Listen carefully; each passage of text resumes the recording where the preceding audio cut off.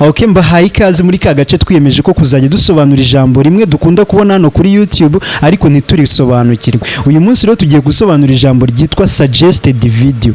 Benshi muri mwebwe yo mwaploadinze video kuri YouTube mukajya muri analytics yayo cyangwa mukajya kurebaho views mwabonye zaturutse, mukunda kubonaho ijambo nka recommendation, suggested video, external link, WhatsApp ndetse n'ibindi bitandukanye. Rero muri ibyo byose uyu munsi ndifuza ko tuvuga ku kajambo kamwe konyine kitwa suggested video. Ziriya views ziba zaturutse he? Ubundi se suggested video ni iki? Muri video tugiye kuvuga ku tuntu tune tujyanye na suggested video. Suggested video ni iki? Ubundi se zigaragara hehe izo video? None se ni iki wakora kugira ngo nawe video yawe YouTube suggesting? Hanyuma se suggested video ubundi zituruka he? Ni ukuvuga ngo mu gihe cyose utarumva suggested video icyo ari cyo, ibyo bintu byose mvuze haruguru ntabwo ushobora kubisobanukirwa. Reka duhere rero kuri suggested video ni iki, birahita bikorohera kubyumva. Ubundi suggested video ni za video zose ujya ubona iyo uri gukoresha telefone, za video uba ubona munsi zikurikiranye na ya yindi uriho ureba, ziriya zitwa suggested video. Iyo uri gukoresha tablet cyangwa machine cyangwa se wenda cyangwa televiziyo, ni za video ubona zizengurutse ya yindi imwe uriho ureba. Rero suggested video mu magambo makeya ni za video YouTube ubona ikunda kukwereka ishingiye kuzo wowe ukunda kureba. Ni ukuvuga ngo nimba ukunda kureba amakuru y'imikino, ujya ubona ko kuri channel yawe iyo ugifungura uhita usanga ari amakuru y'imikino. Noneho niyo ukanze kuri imwe uriho uyireba, usanga izindi yagiye zishyira munsi y'iyo video ku mpande n'ahandi hatandukanye, cyangwa ugisoza kureba ya yindi ukabona indi hise yijyanamo. Ziriya nizo twita suggested video. Rero biriya bintu bitanga views cyane. Kubera iki? Kubera ko urumva wari uri kwirebera video none irarangiye indi hise yijyanamo, iyo video yijyanyemo urumva ihise ibona views. Cyangwa se wari uri kwirebera video nk'ingi, ku ruhande hari indi video yibambyeho gutya ku buryo iri kugira gute, iri kugaragara, bigatuma mu kanya ingi nirangira uri uhita ukanda kuri ya yindi. Cyangwa se uri kwirebera video gutya munsi hari izindi, noneho nusoza kureba iyi hari igihe uhita ukanda kuri ya yindi. Ibyo rero biza gutuma nuza kubona views ziturutse kuri ubwo buryo, biza gutuma bakwereka ko wabonye views ziturutse kuri suggested video.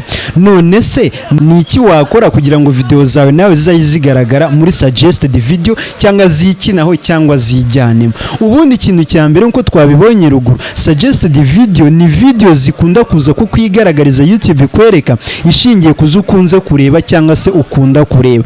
Rero kugira ngo nawe video zawe zizajye ziza hafi y'izindi bariho bareba cyangwa se nizirangira abandi iyawe nawe ihita ijyamo, nuko mu gihe uri gukora video uzajya ukora video ugatuma abantu bayitindaho bayireba, noneho ukanabibutsa icyo twita call to action. Ukabwira uti inshuti zanjye, iyi video nimba ko kubona ya wayikunze yikande like, yihe igikumwe, cyangwa se iyi video nimba wayikunze yisharing, yiduhe comment, cyangwa se utubwire uko twabigenza muri video zitamu. Ariko ukibutsa abantu ugashimangira ku kintu bita call to action yo kubwira ngo kanda like, yisharing, duhe igitekerezo.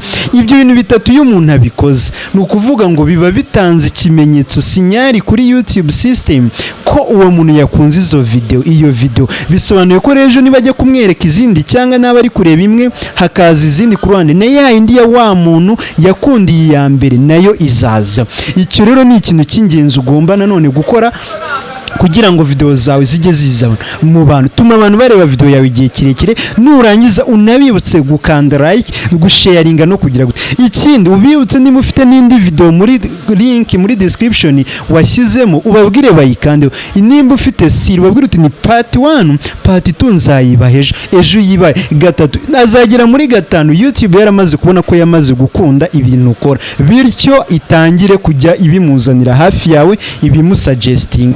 Rero hari umuntu udashobora kubona suggestion awe ubwe ku giti cye muri mwebwe. Ni wa muntu ukora video yikiza, ni wa muntu ukora video ntabone like kandi kubera ko atabwiye abantu umumaro wa like. Ni ukuvuga ngo nk'iyi video kugira ngo muyigirire umumaro kurushaho nuko mukanda like, ko muyisharinga, mukamana comment nimba ko aka topic mwarimu gakene. Mbere yuko nkomeza kubindi, reka mbabaza aka kabazo.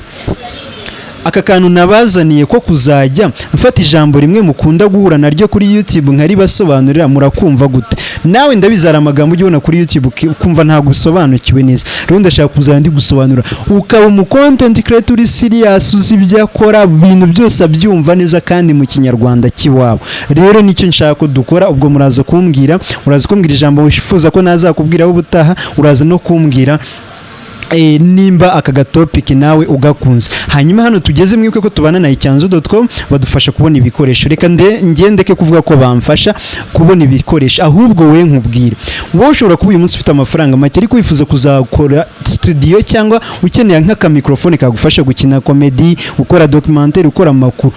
Icyanzu.com bafite ibikoresho guhera kuri microphone ya 12, bafite ibikoresho guhera kuri stand y'ibihumbi 10 na guhera kuri itara ry'umunani, ibintu byose birahari. Nibyo bintu byonyine bacuruza kubera ko bifuje gufatanya nawe kugira ngo inzozi zawe zibe impamo. Ibaze ko siroga yabo bivuga ngo yo internet yo capital, bivuze ngo wireba ngo ndi mu ntara, aho niho bagurisha bwa mbere. Iyo uvuze uti ndashaka iki barara bakikugejejeho. Delivery ya icyanzu.com ni umunsi umwe. Ikindi cyihariyeho nuko icyanzu.com mbere yo kukugurisha igikoresho babanza kukugira inama yuko wagikoresha. Hari ukuntu ujye kugura ahandi hantu batabisobanukiwe, ugashaka nka mikoro yo gukina comedy bakaguha iyo gukora documentaire, kandi burya biratandukanye. Ibyo bigushora mu guhora utanga amafaranga ugura ibikoresho wisubiramo. Ndashaka rero ko umusirimu mu content creator uri hano akorana na icyanzu.com aho bamusobanurira bakajya n'inama mbere yuko agura igikoresho. Nimero ni 0788421133 ukabandikira cyangwa ukabahamagara uri Ngororero, Musaza, muri Kirehe, Gatsibo, Huye n'ahandi hatandukanye hose bakagufasha. Mu mujyi wa Kigali muri he muze tubahe karite, kuko n'iyi mikoro mfite nge nshobora guhita nyigwa sindi burondogore. Reka mbibutse neza kandi ko Twika SMM badufasha kubona social media zimeze neza. Ukeneye aba followers kuri Instagram, TikTok, Facebook n'ahandi hose hatandukanye, baguha likes, baguha views, ndetse hari abantu hari ukuntu ubukora nka post ugasanga ifite likes 5, burya niyo yaba ari publicité ntago biba bicuruza. Gerageza ukorane na bari abahungu uzanshimira nyuma. Nturebe kuri mu mahanga cyangwa mu Rwanda barita babigufashamo. Wewe babwira uti ko nshaka ko business yanjye igira likes nyinshi, views nyinshi, barabita babigufashamo. Nimero ndabibashyirira aha ngaha, ndabizi neza ko ari abanyamwuga kandi nta bandi bakompeta muri iki gihugu, murabizi sinjya mbarangira igicupuri. Ikindi mwibuke neza ko hari abantu basabye group link iri muri description, ariko mbere yo kujoininga group banza umenye ibisabwa kugira ngo joininge group nyinshi twarazikoze turazisenyura. Uyu munsi ndashaka ko dukora group ifite akamaro, igirira n'umumaro abayirimo. Nayo mpamvu mbere yo kuyijoininga banza unyandikire kuri nimero ndi bubashyirireho hano 0788631777. Mbanza nkubwire intego za group wumve nimba muhamanya, ubundi ubone kujoininga 0788631777 ubundi tukajoininga. Hanyuma reka duhita dukomeza tujya ku kindi kintu cya gatatu. Twamaze gusobanukirwa suggested video niki, ukubyibuka neza. Icya kane abambi cya kabiri tureba ngo ubundi kugira ngo video yawe YouTube izayisuggesting birasaba iki. Hanyuma icya gatatu kirabaza ngo ubundi suggested video zituruka he?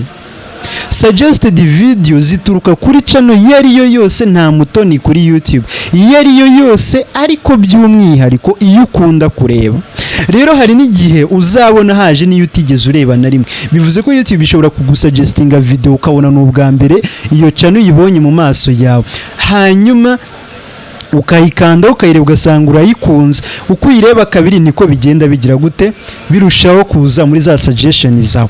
Rero suggestion video zituruka muri za ndukunda kureba, ndetse no muri channel yariyo yose. Wowe ushobora kuba uri hano ukibuka ukavuga ariko channel yanjye nanjye YouTube irayisuggestinga. Yego, igisubizo ni yego, nubwo yisuggestinga ahantu hato. Wowe kugira ngo yasuggestinga ahantu henshi, gerageza improvingemo ka kantu, wibutse abantu gukanda like kuri video zawe, utume video zawe bazireba umwanya munini. Ikindi wibutse ko zisharinga no gutanga ama comment, ubundi suggestion yawe iziyongera. Reka rero dusoreze kuri iki nari kivuzeho ruguru gato kijyanye ngo na suggestion video zigaragara he.